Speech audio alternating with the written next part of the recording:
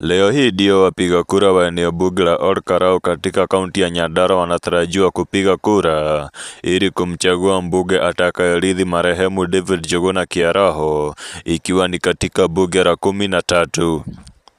Tume huru ya uchaguzi na ukaguzi wa mipaka IEBC imesema kwamba matayarisho yote yamekamilika, huku ikiondoa hofu ya wizi wa kura kwa kuwahakikishia wakazi wa Olkarau kwamba uchaguzi huu utakuwa huru na wa haki.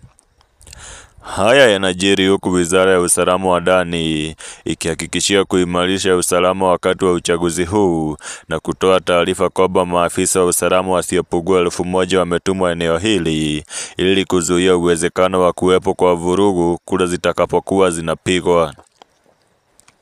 Kulingana na tarakimu za mwaka wa 2022, eneo bunge la Olkarau lina wapiga kura zaidi ya 72,000 ambao wanatarajiwa kuamua mbunge anayefaa zaidi kwa wagombea 9 ambao wanawania kiti hiki.